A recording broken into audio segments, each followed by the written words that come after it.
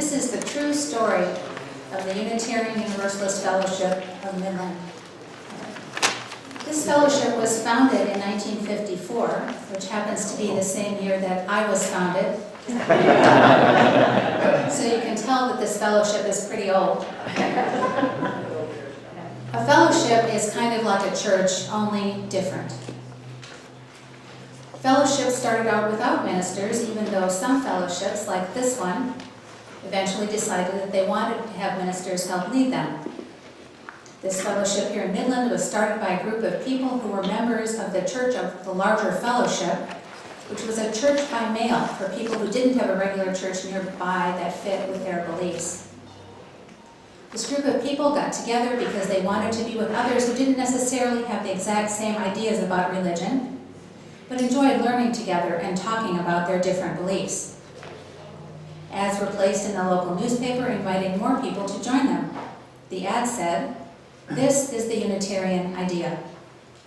Unitarian churches are dedicated to the progressive transformation and ennoblement of individual and social life through religion in accordance with the advancing knowledge and the growing vision of mankind."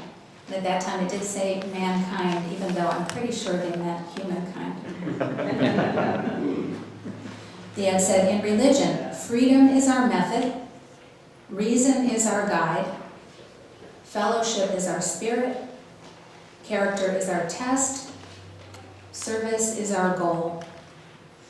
More people came because of the ads, and they all decided to organize themselves into an official fellowship with the help of the American Unitarian Association in Boston. They discussed questions like Jesus, God, man, or myth? God, person, force, or phantom? Are Unitarians Christian? Prayer, to whom and for what? Is death the end? And what are we here for? These are some of the questions that we still talk about today. And they're some of the questions that people always wonder about, because none of these questions has one right answer or ever gets decided once and for all. A few years after this congregation started, the Unitarians and the Universalists all over the United States got together and merged in 1961 to become the Unitarian Universalist Association. Together, they could be a stronger force in the world, just like people together in this congregation can be a stronger force in the world together. A fellowship is created by people.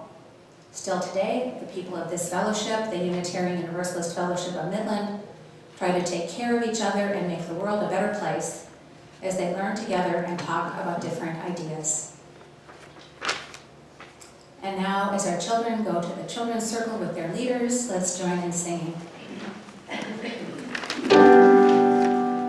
Behold you in our hearts with love, oh, as free as skies above, love as deep as seas below. We love you more than words can show.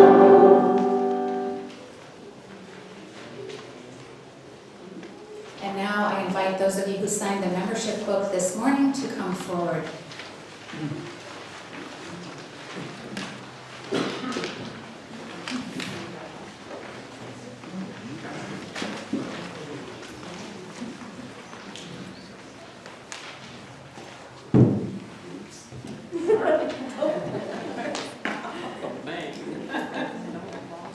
Today we welcome these new members who have chosen to make a commitment to this congregation by signing the membership book. We have two more who were not able to be here today, but we expect that they will also be joining shortly. And I'd like to introduce you to our new members. Linda Mazzelli is on the very end. Catherine Hay. I'm doing it alphabetically. Sandy Hay. Elizabeth is not here, or Elspeth is not here today, and neither is Kathy. They will be signing the membership book rally, so Chris Nakamura, Sarah Neswaran, Beth Sperry, and Christina Van Poker. Welcome. Unitarian Universalism is a way of faith that celebrates diverse beliefs. Each one of us is free to discern for ourselves what we believe about the meaning of life and other important questions.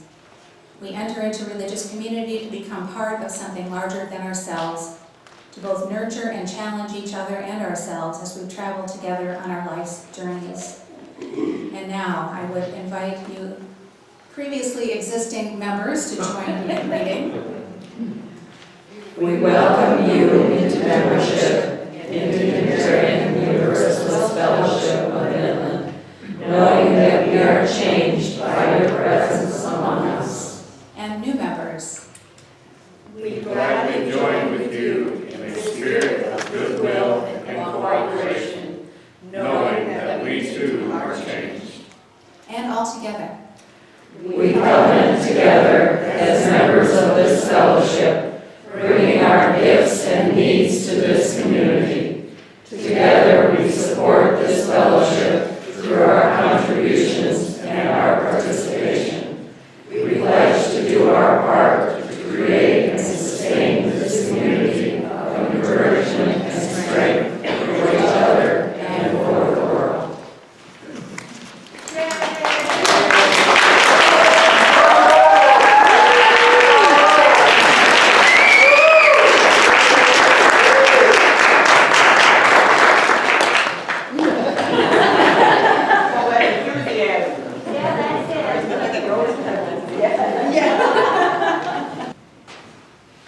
This is a snippet of a video interview that Reverend Jeff did with B. Sizemore in 2012.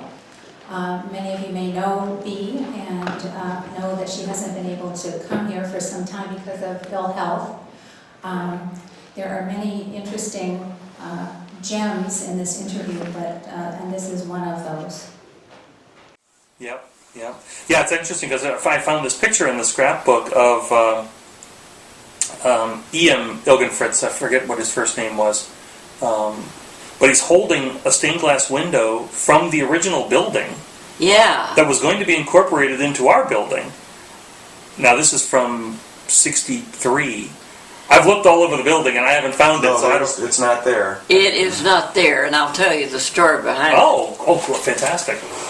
We had a member named Amy that said she took it home to clean it, and it broke. Oh. And that's all I know about it. Oh, okay.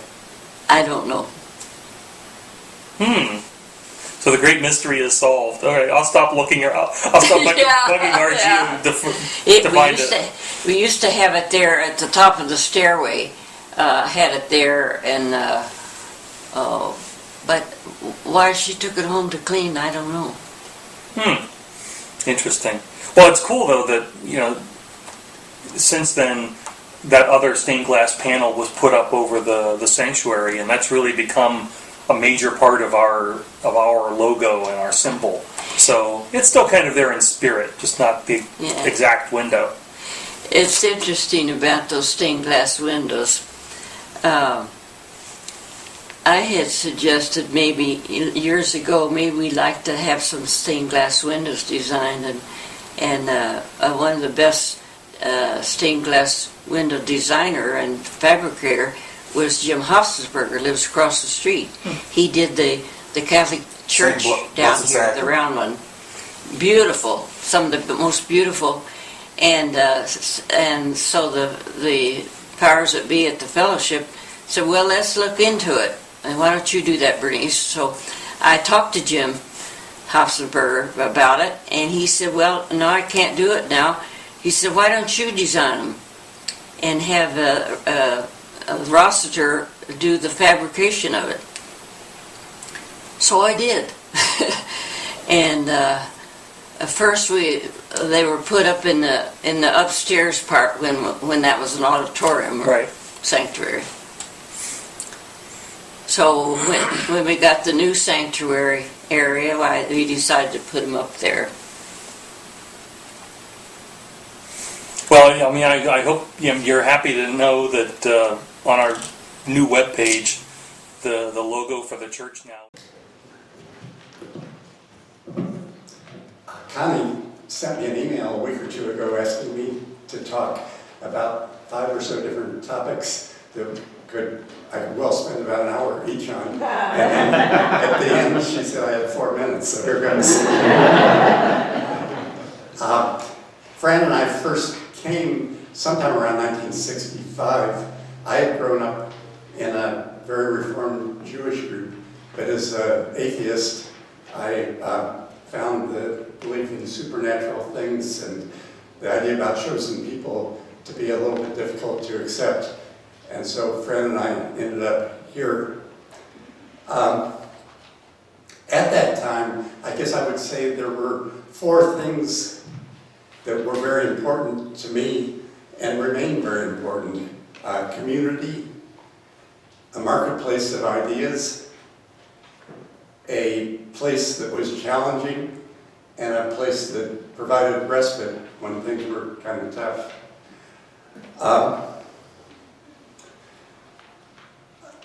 I guess I decided to talk today about some people that I remember, and maybe that's the best way to talk about what was going on in 1965 and the next few years after that.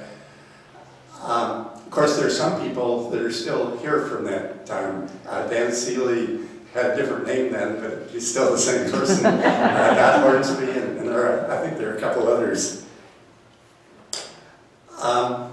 High on my list of people I remember was C. Spry, who many of you still got to know because he died only fairly recently. He championed aspects of the early fellowship that I agreed with a lot.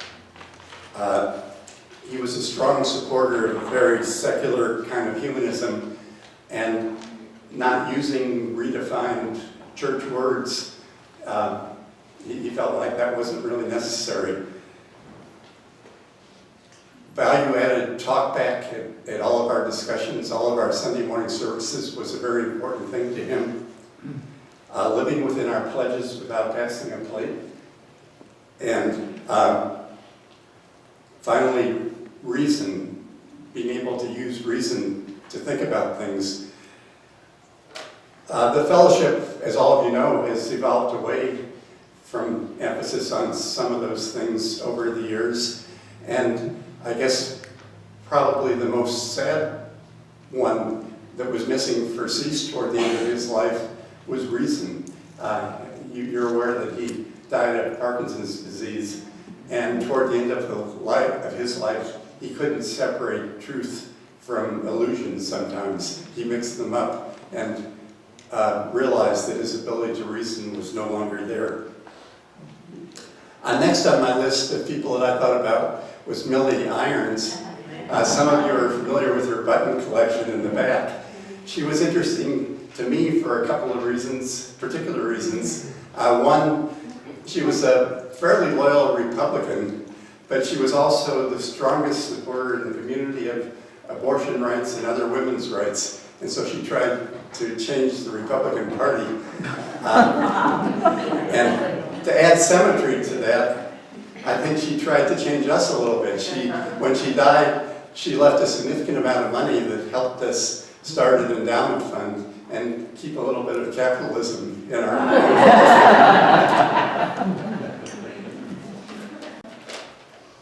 Kathy and Lee Bjerke are people that I remember strongly. They're both still alive and living in Wisconsin. They believed strongly in environmental matters and also rethinking human relationships. And I still remember a group of books that they recommended that I read that have still influenced me to this day. Limits to Growth by Meadows and some other authors. B.F. Skinner, Beyond Freedom and Dignity. Heinlein's Stranger in a Strange Land, and Toffler's Future Shock. And they even introduced some of us to their organosilicon chemistry thesis advisor, who was a lecturer on open marriage and talked to us about some of those kinds of concepts. Dick Killer, Ted Elginfritz, Bob Thomas were all people that I was in the truck with when they were delivering furniture for Midland area homes. They help lift things up, and they talk to the people that contributed things, letting them know that their goods were appreciated. And he talked to the people where the furniture went, trying to make them a little bit more comforted.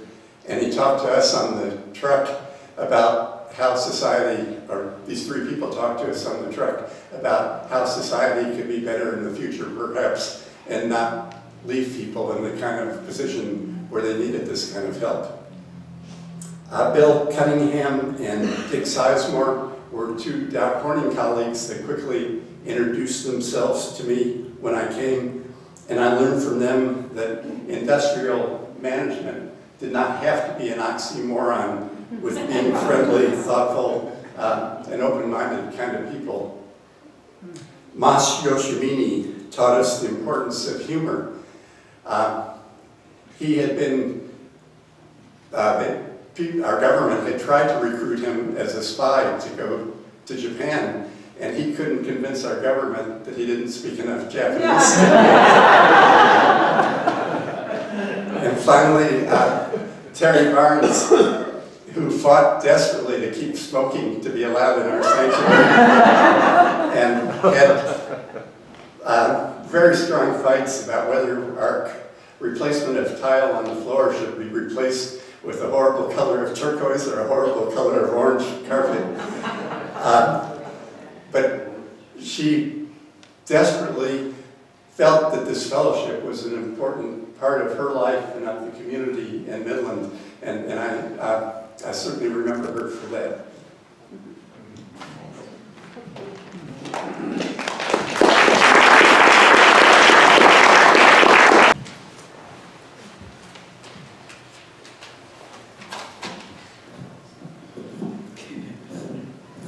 Morning.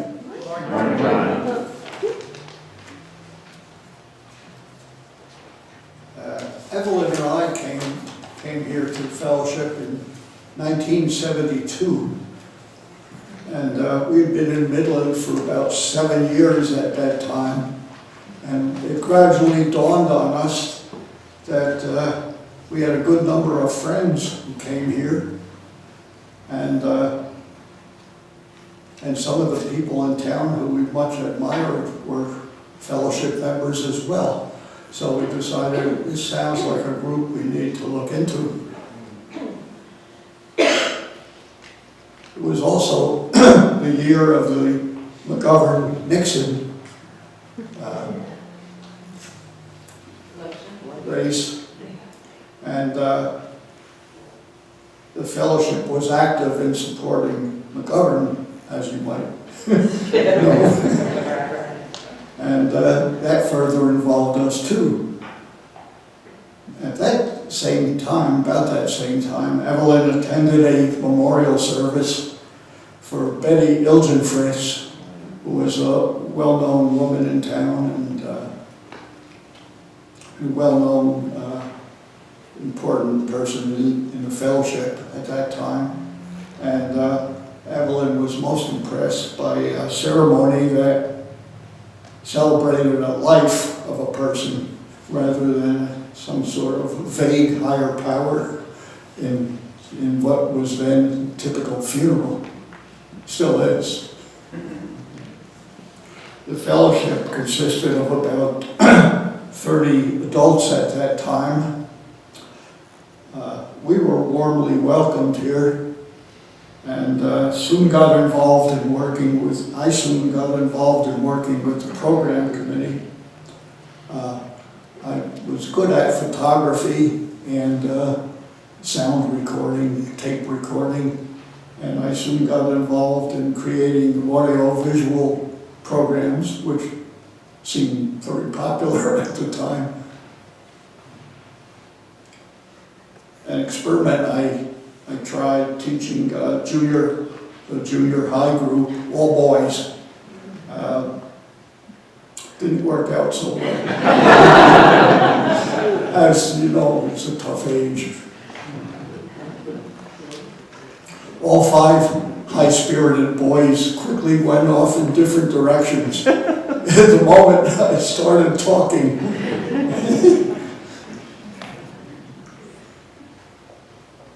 So, and it was a beautiful autumn day, so I could understand why they left.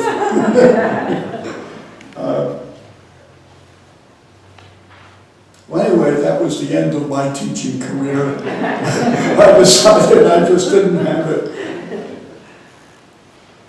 We were too small at that time to have a minister, but we did occasionally explore short-term trials with part-time ministers. Some of that was happening. We had a wide variety of fellowship-created programs, as well as outside speakers, a lot of college-type speakers. It was somewhat of a college lecture Sundays, and also visiting ministers from other UU churches. So we were exposed to a broad range of ideas. And some visiting ministers from other congregations in Michigan would visit quite regularly. I remember Ann Arbor, Flint, Detroit area, and Traverse City, and a Jewish secular rabbi. He came on Easter Sunday because that was the only day he had left. So we fondly referred to him as our Easter rabbi. I don't think he appreciated that.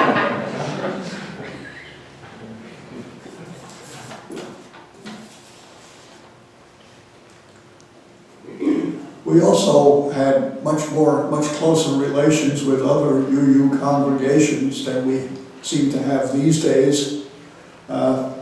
One thing that was quite common was to bring in a ministerial candidate from another church in the Michigan area and have him or her give the inaugural ministerial sermon. And there were a lot of interactions between congregations. I don't recall. We often had discussion periods after programs, which many of us old-timers fondly remember. We would ask questions of the speaker or make comments. The tone was almost always respectful. I hardly ever remember cases where people would get into strong disagreement with each other. And I found the discussions really very useful, especially as a new member, to get a better understanding of what the speakers were trying to say, and as well as what the members and friends who were asking the questions or making comments would say. I had found that useful in learning about them as a new member. I don't recall much about challenges or difficulties facing us in those earliest years. Fellowship was a very well-run organization. We had more time to devote to fellowship organization and activities in the 70s than we do today. Many women did not work then, and men had much more leisure time too. So we had good management, you might say, of the group.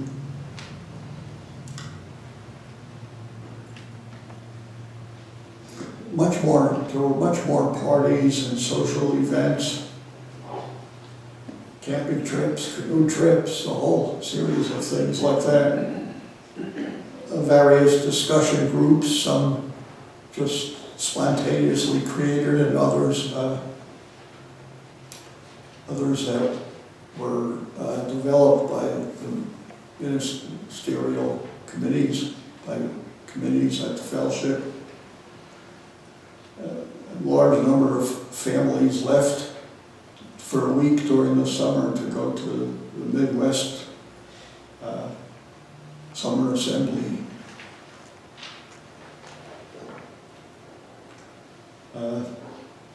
As far as problems from those days, like I said, I don't remember much. But I do know that ever since then, we've had an inability to meet our budget for most years. And it still exists to this year. Well, thanks for your attention.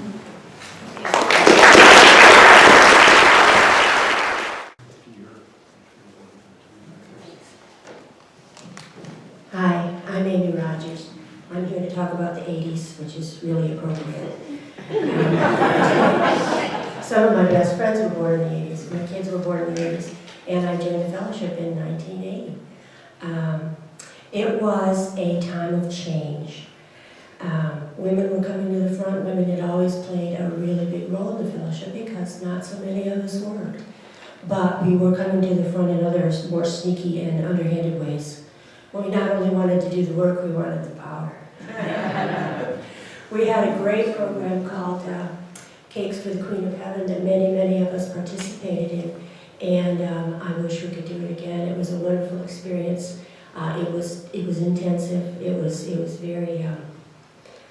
very intellectual, and it brought us together in a way that I have not shared in this fellowship since then. The fellowship was changing. It was a big decade for changes.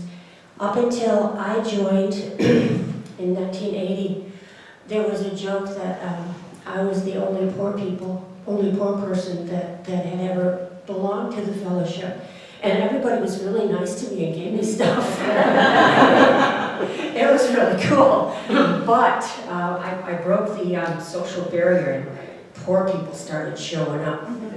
And some of those poor people that started showing up were not secular humanists. And it was sometimes difficult. There was sometimes some tension between the secular humanists and those doggone pagans, let me tell you. We were irrational. We danced naked in the backyard in the moonlight. I didn't, but other people did. There was tension. There really was tension. And as more blue-collar people came in, more farmers, less intellectual, well, to say less intellectual really isn't fair, but it was intellectual in a different way. It was more of a non-theoretical intellectualism and more of a practical, how can we live our lives today in the moment more honestly. And there was stress, and I'm not going to pretend there wasn't. There was also some amazing things accomplished. How am I doing on my 4 minutes? Okay. There were also some amazing things accomplished. We built a church. We didn't build a church with the idea of build it and they will come. We built a church because those of us who were already coming wouldn't fit. So we had to build a church, and you're sitting in it, and it's an amazing accomplishment to this day, and I'm so glad we got rid of that turquoise carpeting, let me tell you. So I am with Linda in her desire to maintain the vitality and the life of the carpeting. We had a lot of programming going on. I did programming for a while, and I loved it. I also did newsletter. That was back in the day when you cut and pasted and went to the post office and mailed things out. Can you believe that actually happened? And programming was a lot of fun. We had to reach out and make sure, well, at least I tried to reach out and make sure that programming was balanced. There was a bit of eye rolling. I will have to admit that, there was. And I think that we tried to get away from the lecture-based concept of Sunday morning services, and we got a lot more touchy-feely and kumbaya-ish, and some of us didn't feel comfortable with that, and some of us embraced it wholeheartedly, just like a regular church. So it was pretty cool. We hired a part-time minister, along with a church in Traverse City and a church in Big Rapids. We belong to an organization that we named the Triumvirate, and worked out pretty well for a while. And to go into that would take an awful lot more than 4 minutes, and I am not at all, what is the word when you don't have any ideas? I am not at all unprejudiced about that experience, and so come talk to me later. I don't have anything left to say. I think my 4 minutes are probably up, but I am more than willing to entertain a couple questions if you have them, because I am a firm supporter of talk back.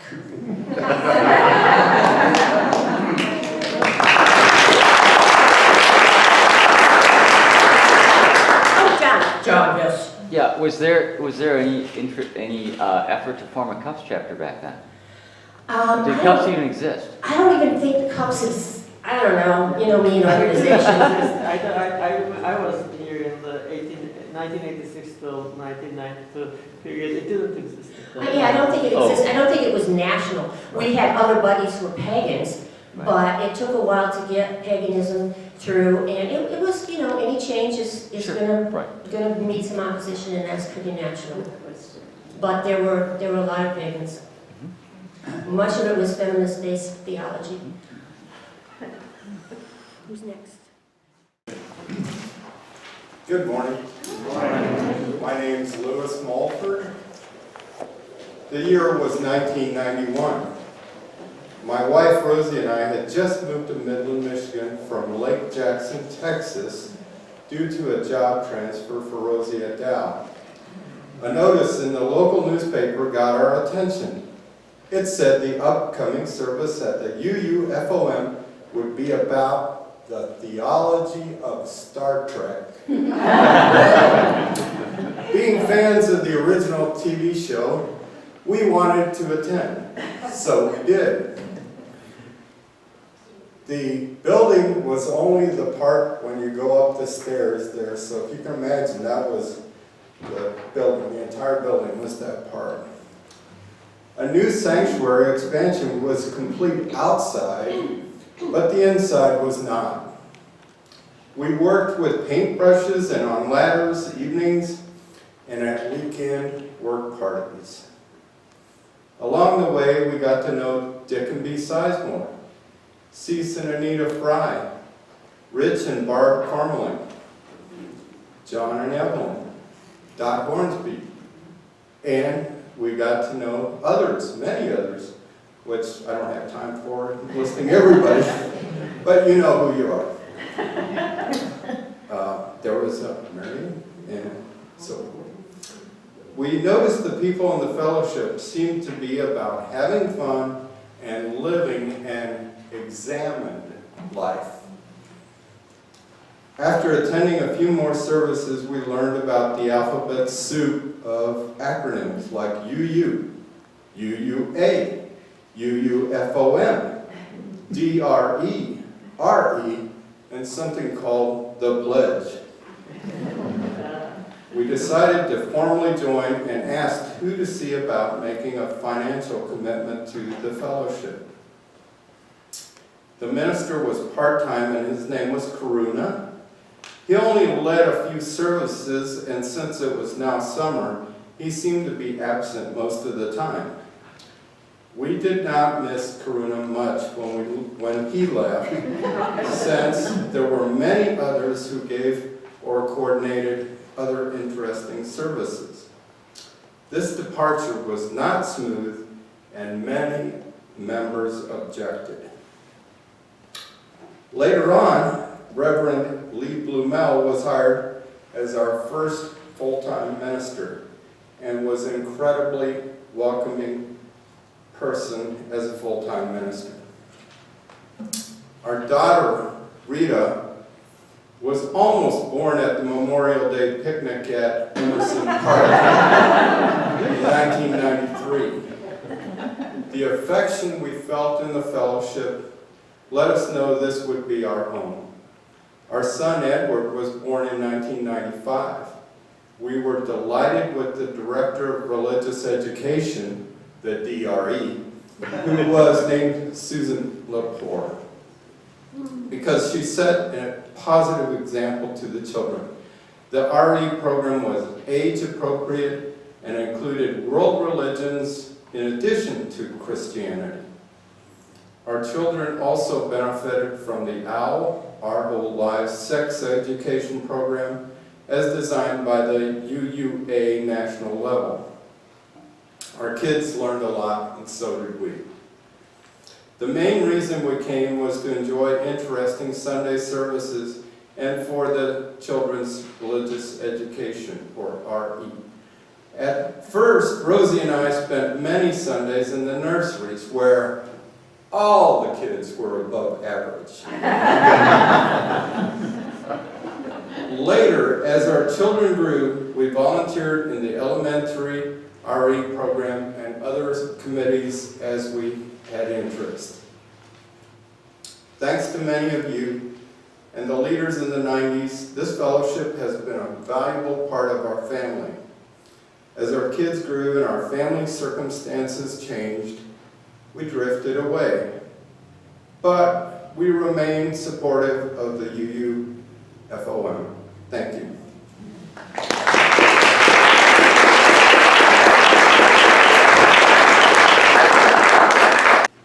I'm Mary Johnson. My husband Bruce and I came to the fellowship in 2002. At about the same time, I retired after 30 plus years working at the same place, which was kind of an unusually long tenure even in those days.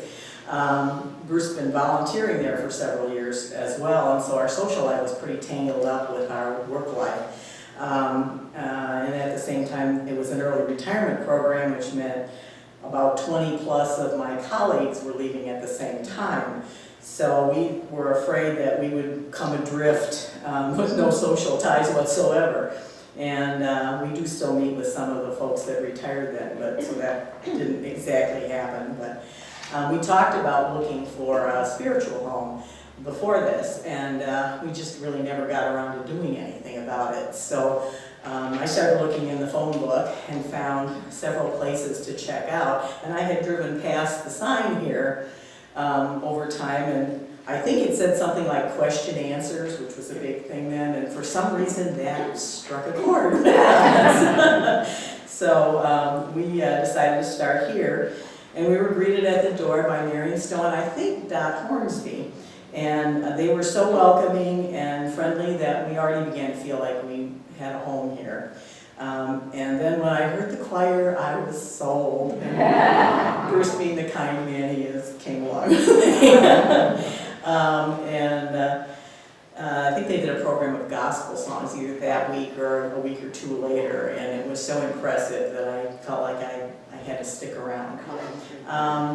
And let's see, and some of the people that I remember from those days were Marion and Dot, of course, Anita and C. Spry, B. and Dick Sizemore, and B's hats. I remember B's hats.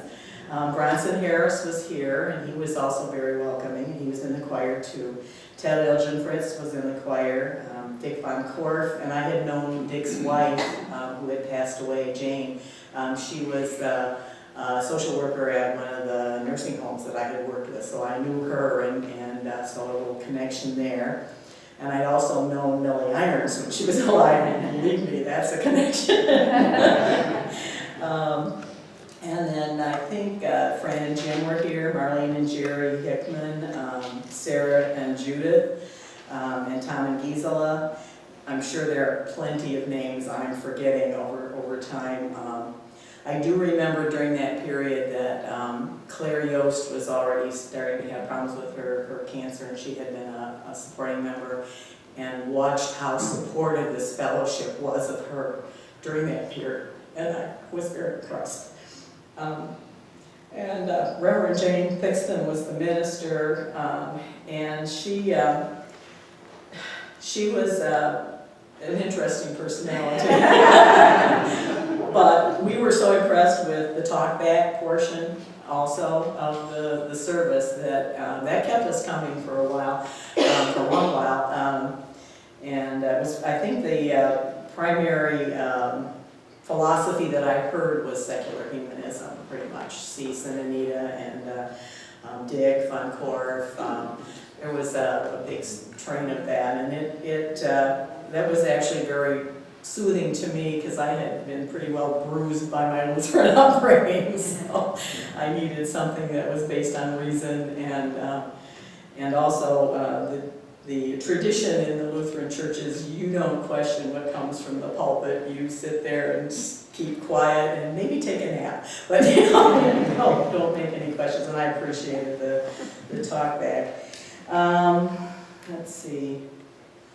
Okay. One of the things I also enjoyed was the credos.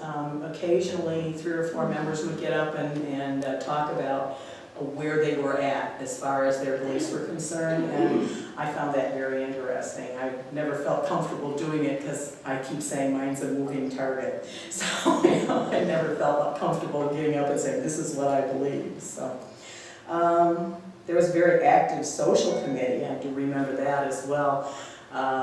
There were progressive dinners and picnics, big Easter breakfast. There were a lot of things going on, and I think that helped to build community and helped us to feel welcome and feel that we belonged here. Let me see here. This is kind of going a little astray from my written stuff here. I joined the choir very soon after I came here, and that has been the most supportive thing, personally, to me. We had some director who was marvelous. She was a music teacher in the Midland Public Schools. Everybody remembers Darla, my acquaintance. She was able to make me feel comfortable enough with singing to join the chorale, which I would never have done prior to several years under Darla's tutelage. We sing a wide range of music, and the care that she put into our performances was extraordinary. The members of the chorale are a covenant group to me, and many of them are still here. Marlene, Jean and Mickey Ramlow were here, the Wedges, Paul Lutensky, Carolyn Mahaffey, Vicki Rothar, Carolyn and J.J. Treadway, Amy Capp were some of the members then, and many of us are still here. Both in the choir and the larger congregation here, there's a feeling of tolerance and support that continues. And despite some problems with finances, which are again ongoing, and sometimes personalities, the feeling that drew us here and caused us to stay is still here. And we'll be here for a while.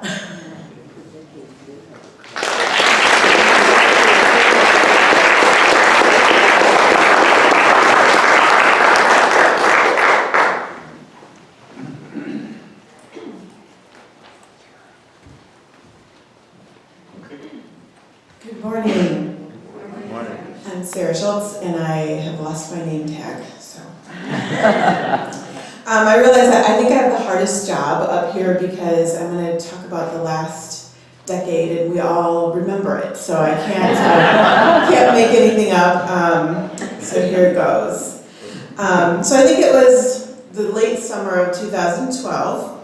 By the way, I'm using my iPhone to read this because I'm trying to emulate the last 5 years. So it was the late summer of 2012 when we first started coming to this place. I came by myself after coming across an ad in the paper, and I didn't want to subject Andy or the kids to this place until I knew if it was crazy or not. So I came, and that first Sunday the message was, I think, about the Beatles or Pete Seeger or something like that, and I thought, this might be interesting.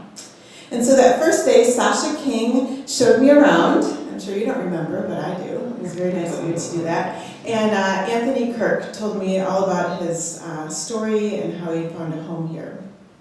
I remember being surprised that people were drinking coffee in the service. And so I brought Andy and the kids the next week, and Shannon Sonoris was so welcoming and friendly to my kids who were super nervous. You sat on the floor and you invited them to come sit with you in RE, and I just thank you for doing After that service, all the kids were invited to bless the new playground outside with water balloons. So my kids were hooked after that. And I got to sit outside that day with Heather, Cleveland host, and ask her about her experience here at the fellowship, about her experience raising kids who weren't necessarily Christian in a pretty Christian town, while little baby Connor squirmed around on her lap. The next service, Danny got a bloody nose right during the beginning of the service, and he and I went outside, and Donna King met us out there and walked us over to the kitchen and got Danny a popsicle. And she sat with him, that bloody mess of a kid, on her lap on the floor of the kitchen, and she didn't know him at all until he was ready to go back into the service. And so we just kept coming.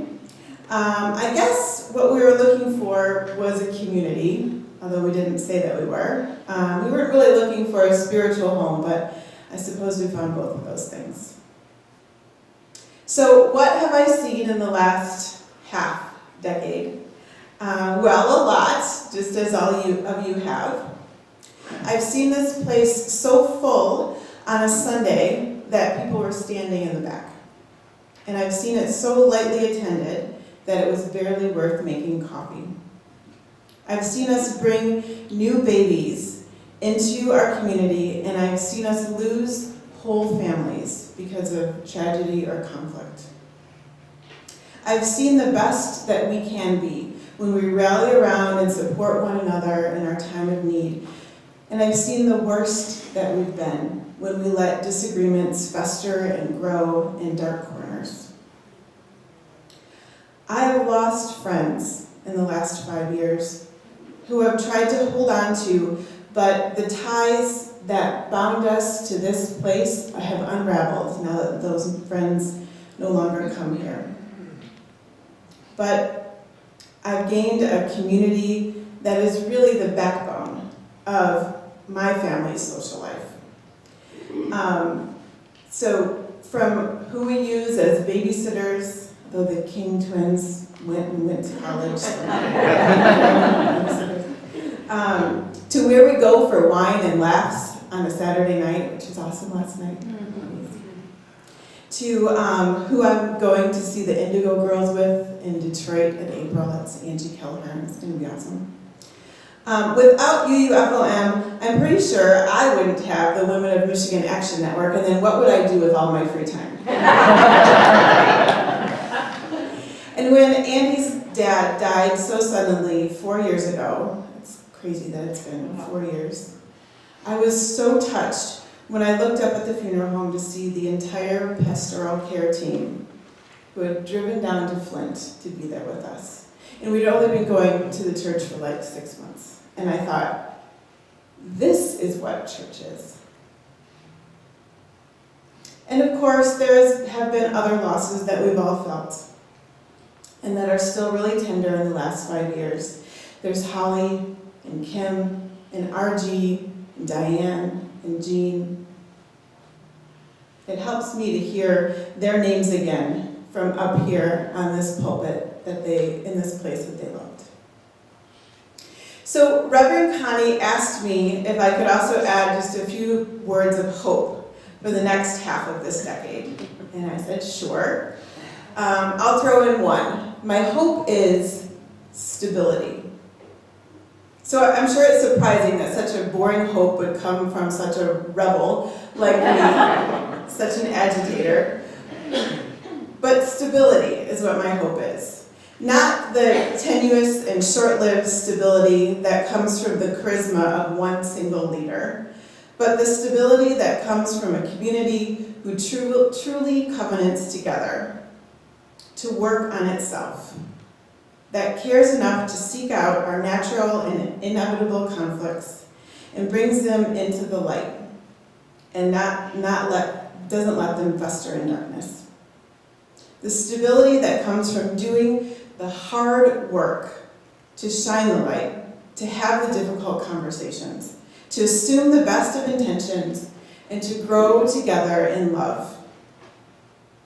I also hope for growth, of course, and and strengthen community presence. And I have to say that I hope that we sit or stand strongly on the front lines and the right side of history in this tumultuous times. But before we can do all of that, I think what we need is stability and community. And once we have that, then there's no end to what we can do.